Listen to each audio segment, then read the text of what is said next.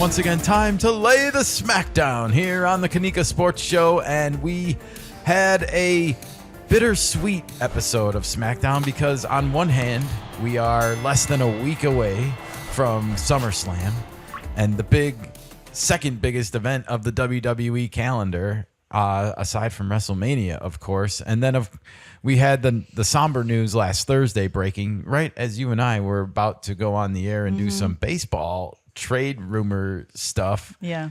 And instead we kind of got sucked into the Hulk Hogan thing. And I'm, of course, speaking of the fact that Hulk Hogan passed away Thursday morning, and word spread quickly. And I guess I just kind of lost sight of the fact that like SmackDown was happening Friday and there would be some kind of tribute. And I wasn't putting two and two together until here. The tweet came out from WWE itself saying like, yeah, we're going to remember Hulk Hogan tonight on the show. And it's like, oh, so then I started to get curious, like, what is this tribute actually going to entail? And well, the show just kicked off with everyone basically coming out onto the front stage. And a couple things stand out to me here.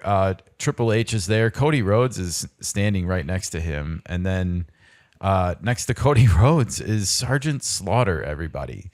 Wow. I don't know who that is. A blast to the past. Sergeant Slaughter and Hulk Hogan once upon a time were enemies in the ring. Yeah.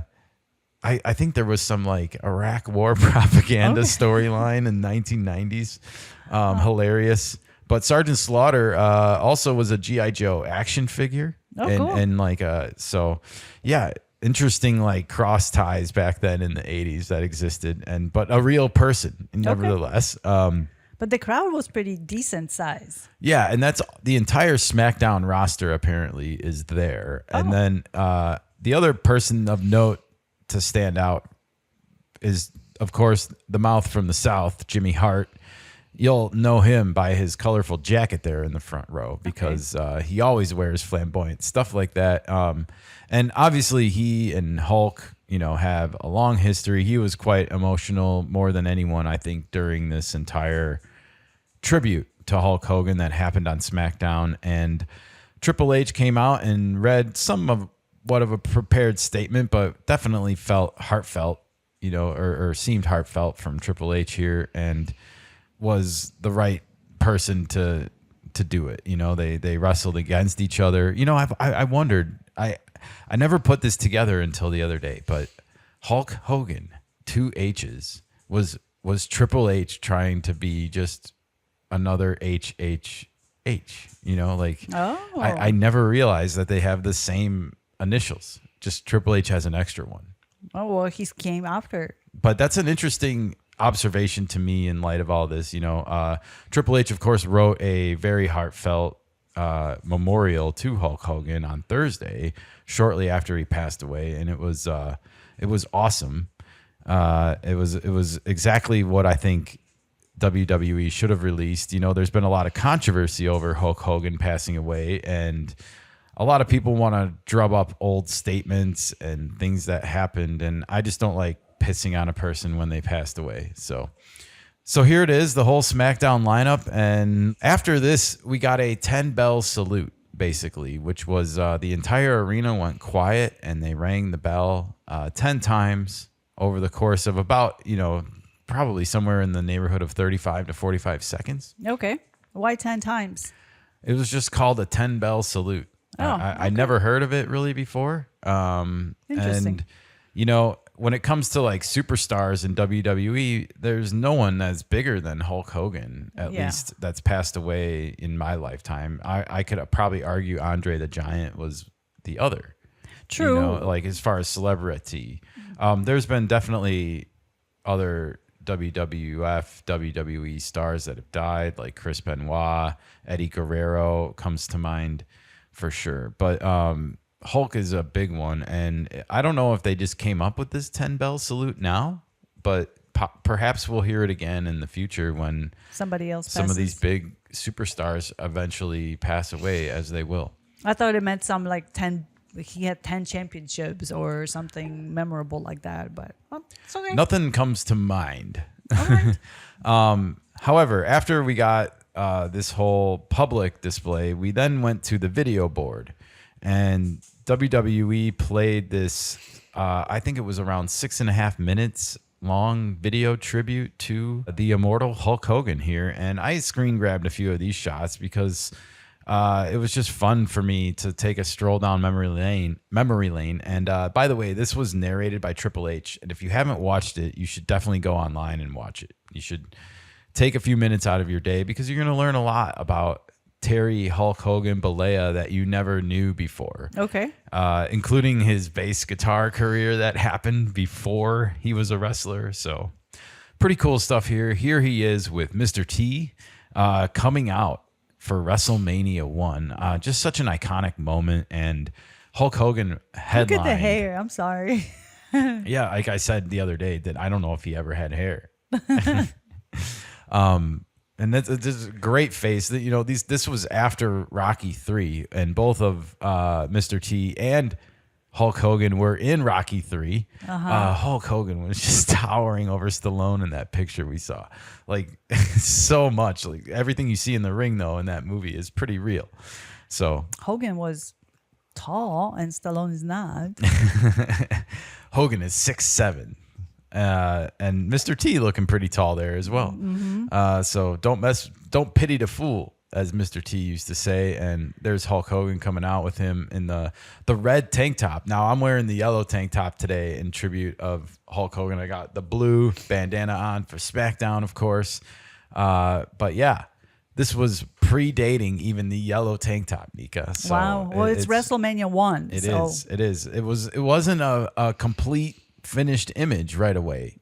You know, I think he got more tanned, he got more cut, and he actually started to look younger at times, or maybe had some plastic surgery and changed his look. It was the rage back then. It was the 80s. Of course, that is not the championship belt that I feel like he made famous when I was a kid. I don't know if we have any shots of that here, but going on through it, you'll of course see Andre the Giant, and we just said Hulk was 6'7", and here is a man next to him in the ring, just towering over him a little bit. A little bit, but not by much. Not by much, but you know, enough. Sure. And of course, he was a big man as well, all around. Andre the Giant. This, of course, was the famous WrestleMania 3 headlining event where Hulk slammed him. You know, and that was just such an iconic moment that everyone that was there and grew up shortly afterwards remembers and knows of it. It was one of the biggest moments on TV back then. It was. I think it put wrestling on the map for a regular casual viewer. It was part of the illusion of what was impossible, you know, Yes. selling the illusion of impossibilities, just like Michael Jordan would do, you know, in a similar way. And you wanted to be there. You wanted to see it. And you never knew what they were going to do next. I just grabbed this shot because I felt like this was the Hulkster I remember as a kid, dripping in oil and sweat. he lathered up with that oil before the match. The darker tan that we saw than the previous image from WrestleMania 1 with Mr. T. He just looks younger here to me than he did there. I don't know. Maybe I'm just manipulating things, but I don't know. And the smile, you know, he really loved doing this. You can tell, you know, and he was great for a reason. And shortly, I flipped the ear shot. I wanted to get one of that. Was a famous part of the act growing up. Was like, let me hear you know. And Hulk did it all throughout his days, almost to the end. Even this past year when he was on the first episode of Raw on Netflix, he was still doing the "Let me hear you," and it was got the audience involved. But back then it was all the rage, man. Yeah. There was like 4 bits to it where, you know, he did the "Let me hear you," and then he did like this pose, and then he had like the 1 up, 1 down pose, and then the like 1, 2, 3.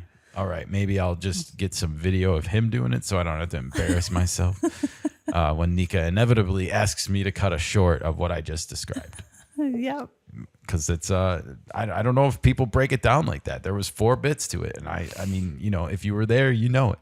Well. So all right, and then a look back here at WrestleMania 18, the headlining event. It was probably something that felt a little bit like the first iteration of WWE fantasy matches, you know, and when you started, I started watching WWF as it was back then again after a hiatus from like the early 90s to the late 90s, around 1998, 1999. I don't even remember for sure when it was. Okay. But I remember I probably saw it at a friend's house and was like, oh, this is different than I remember it. And it was getting a little bit more Upgraded. It was pushing boundaries with language. And, Okay. you know, Stone Cold Steve Austin was bursting onto the scene. The Rock was coming onto the scene. Triple H was coming onto the scene. And so you had a lot of new up-and-comers. And at this point, Hogan had moved over to WCW, and it was a rival brand. And I didn't even watch it. I didn't care. He went and became a villain. Okay. Well, The Hollywood Hogan? that all collapsed on itself at one point, or I don't know all the specific business details behind it, but Vince McMahon eventually came to own all of this, WCW and WWF, and it got rebranded as WWE.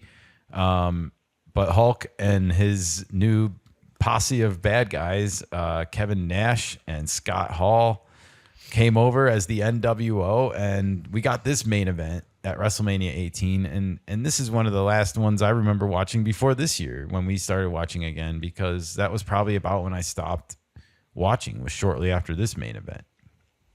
So Hulk versus The Rock, you know, matchups you just probably never thought you would see. And that's what I meant earlier about the fantasy aspect of it. But yeah, kudos to Hulk for coming out and, you know, giving us the second round of greatness, you know, with his NWO run. He loved doing it, obviously. And, you know, he kept himself cut.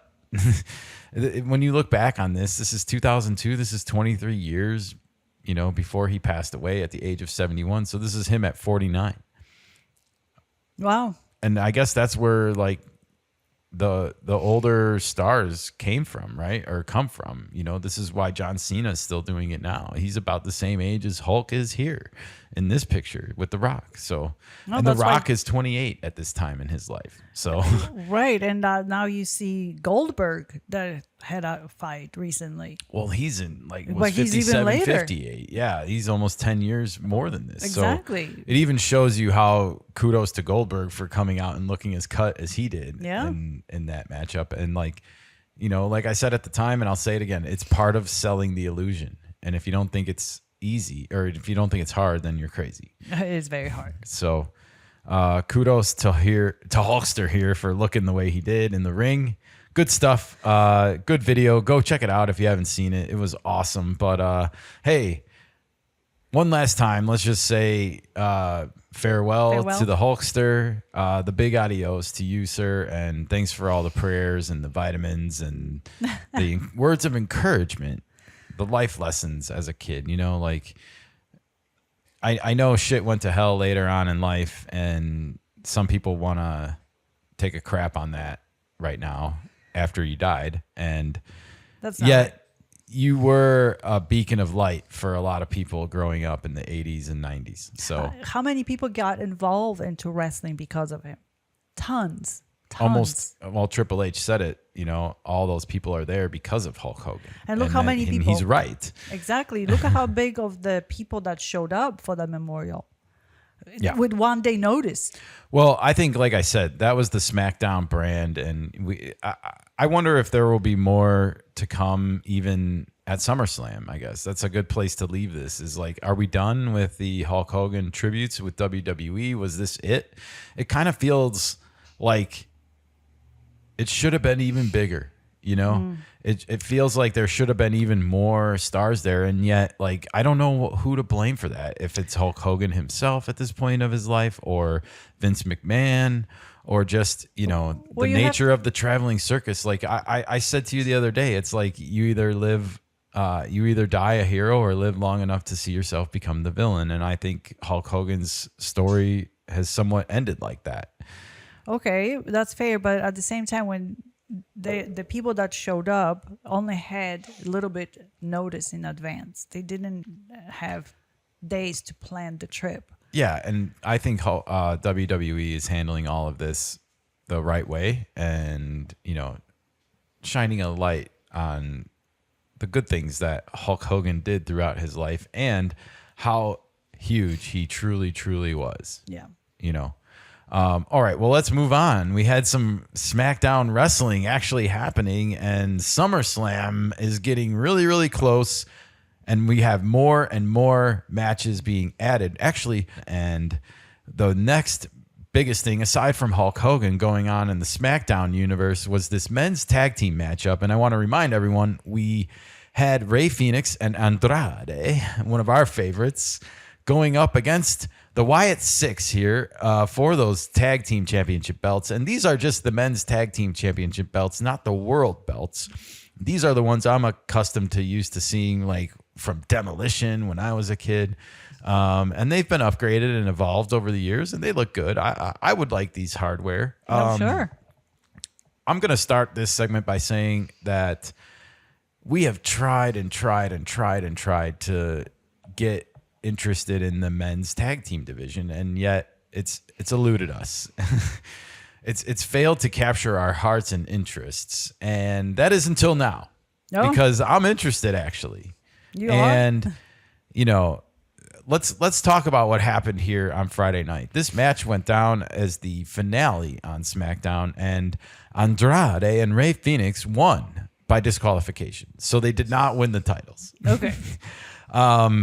But as a result of the chaos that ensued at the end of this, with basically 6 different tag teams coming down to the ring, 4 different tag teams coming down to the ring to join the existing 2 tag teams for a total of 6 tag teams. And they just got into a big brouhaha and chaos ensued.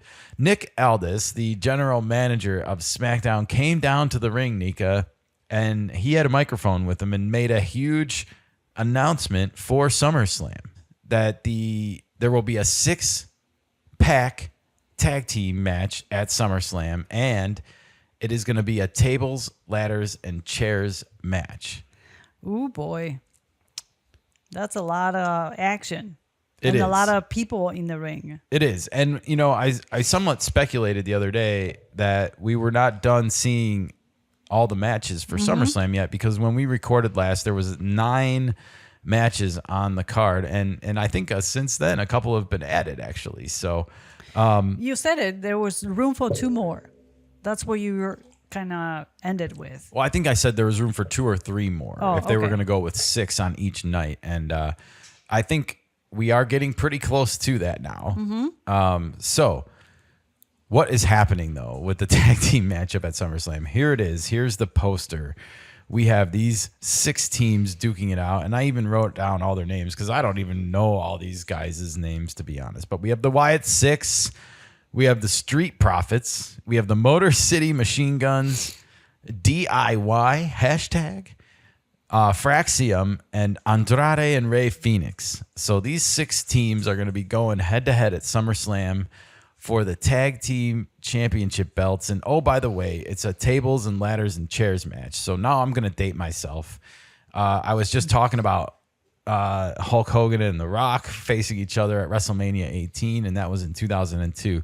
So tables and ladders and chairs matches come from my era when it was the Dudley Boys versus the Hardy Boys versus Edge and Christian. Yes, Edge and Christian, that famous duo. And boy, oh boy, I guess Edge's back is really messed up as a result of these matches. Really? Yeah, that's the word. I remember when he made a cameo a couple of years ago in Royal Rumble, and it was like this comeback that he just always wanted to do. And his back was finally strong enough to do it or something. And it's like, wow. Well, if you get smacked too many times with a chair on your back. Yeah, well, this is a tables, ladders, and chairs match, so there's going to be some violence. And if you don't know what a tables, ladders, and chairs match is, they're actually going to take both of these tag team titles and dangle them, I don't know how high, 20, 25 feet above the ring. Is it safe to assume as Money in the Bank height? It's very similar to that, yeah. So you have that suitcase hanging. This is going to be the belts themselves hanging. So you have to unhook it in order to grab it, and that's how you win. Correct. And there's going to be 6 different tag teams for a total of 12 men.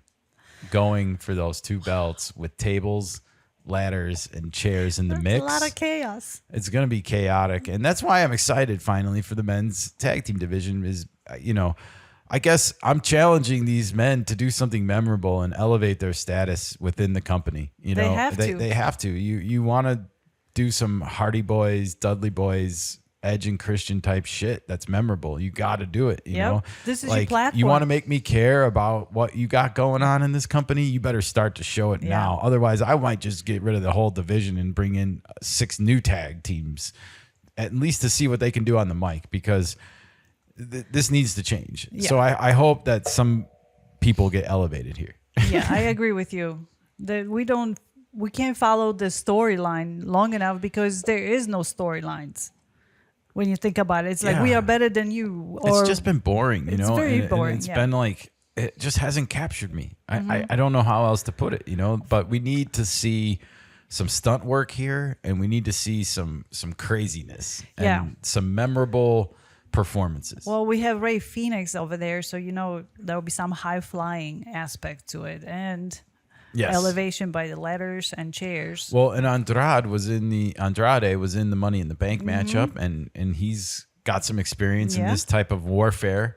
That's about as close to tables and ladders and chairs as we've had lately. So, anyways, I'm excited for this. Good matchup for the SummerSlam ticket to be added, and we will be doing a full SummerSlam prediction show coming up sometime this week. So stay tuned for that, everybody. Exciting times ahead.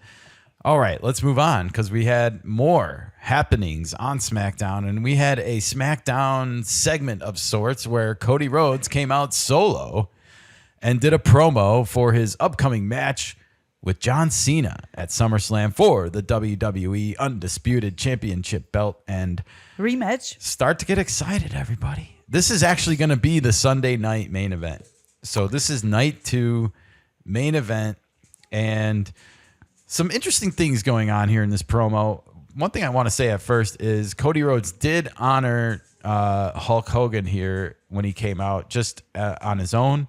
And when it comes to the SmackDown roster and who best to do it, I think he was probably one of the better choices.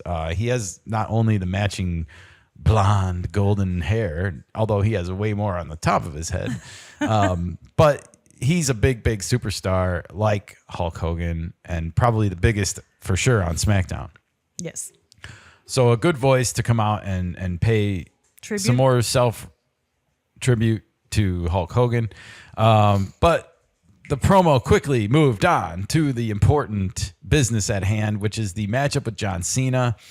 And Cody Rhodes, in a nutshell, according to WWE.com, implored John Cena to bring, quote, the real John Cena to SummerSlam. Hey, Nika, will the real John Cena please stand up? Please stand up. Please stand up. He sounds like R-Truth. Right. Yeah. He does sound a little bit like R-Truth. We had that conversation just 2 months ago. Yeah. R-Truth was trying to get through. Knock, knock, knock. He was like, hey, is the real John Cena in there anymore? Please stand up. And R-Truth got a lot of pain and punishment for his choices. Yeah. Haven't seen a lot of R-Truth again lately. Recovery time. Yeah. I guess the fans were satisfied after his appearance when he got re-signed and cut his dreads off. Anyways, back to the business at hand here. Cody Rhodes gave a speech here. Now, a couple things that stand out to me here. And one is that Cody Rhodes is making some interesting claims, about the match and the need for violence. And it just sounds very heel to me. It seems like we've been predicting that he would have this heel turn at SummerSlam, and it seems like it's already happening a little bit. It's a slow transition. It is a very, it's like a dissolve gradient, like where one is dissolving into the other over a long period of time. It's a hard job for Cody. Because in the public, you have to play the same role constantly.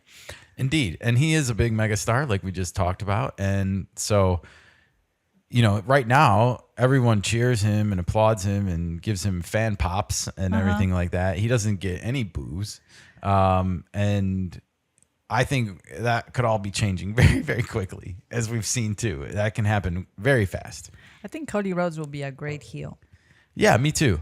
I think he has it in him, and I think he's looking forward to it, actually. You can see him already. He's slowly bringing it up. Embracing. Yeah, but anyone that's condoning, violence or condoning what they did, forcing a man to sign a contract against his will, so to speak, that is heel behavior. I'm sorry. It is. It's not a babyface behavior, for sure. And so him coming out here and then condoning what he did, he doesn't. I think he's going for the dark side.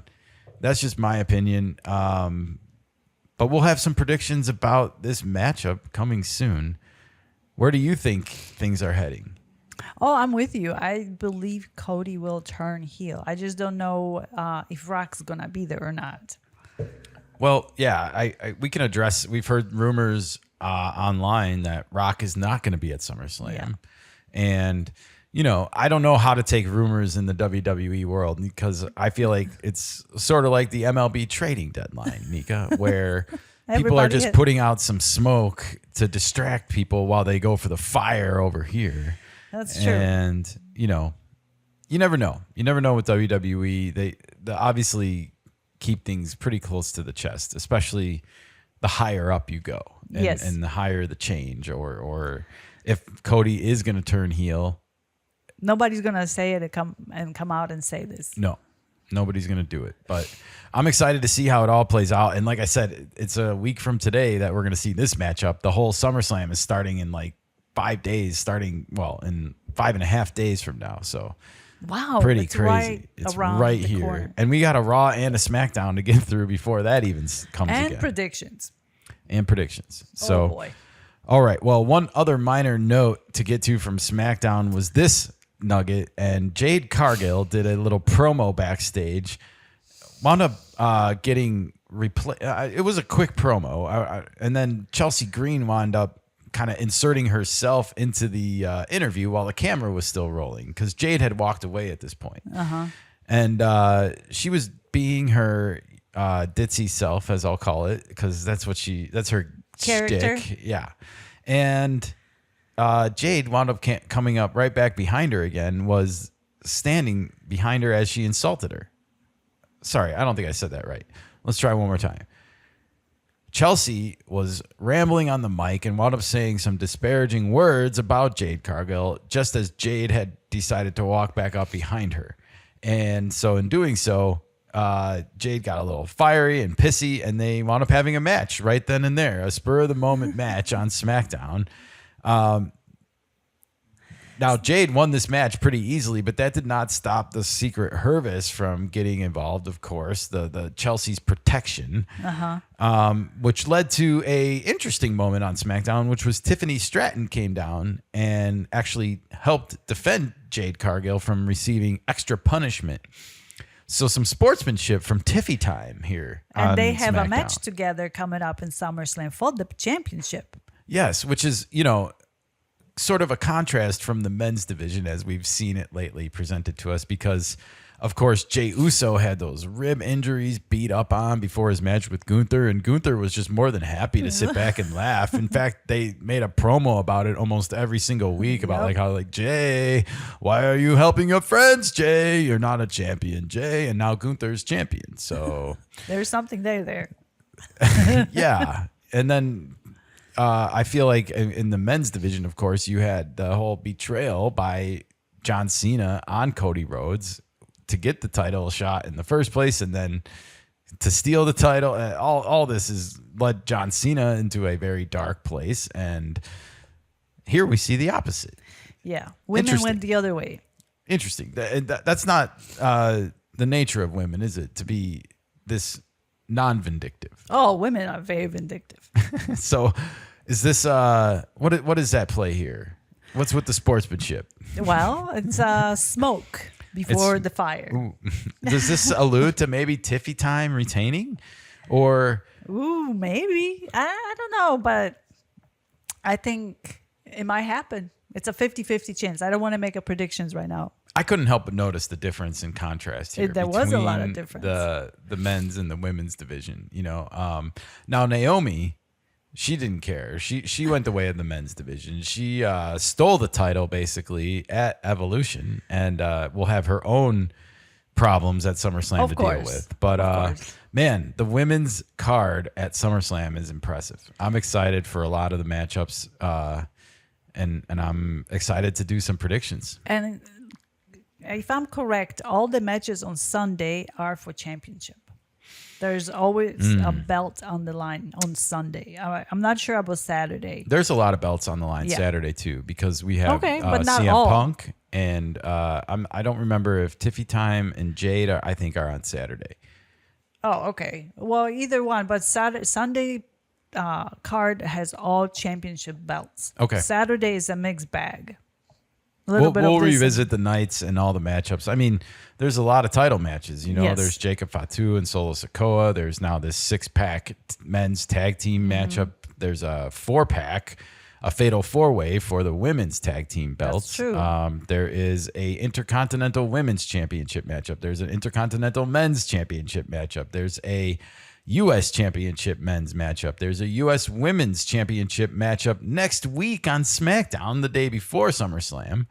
And then there is, of course, the World Heavyweight title, the Women's World Championship, the WWE Women's Championship, and the WWE Undisputed Championship. There's so a lot. A lot of gold is on the line, everybody. Do you think a lot of belts will change hands? Yeah. I do too. I think it's going to go about 50-50, though. Oh, okay. Yeah.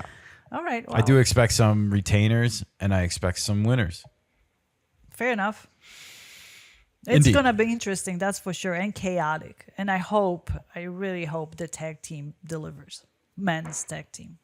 Yeah, me too. I do that more than anything. I think is important for that whole division. Yeah. You know, like, again, we're new since Royal Rumble this year to WWE. So if you made it this far into the video, you'll know that, you know, we haven't been around that long yet, at least on this adventure with WWE. But the men's tag division is weak sauce right now, and it needs a boost. And I hope this matchup gives it what it needs. Otherwise, like I said earlier, I don't know what its future is, because I think that when they see the ratings during their segments, it's like, Yeah. it needs some work. So It really does. There's no process to get new people on board when it comes to tag team. yes, There really isn't. You really get lost to follow along if we want to continue watching it.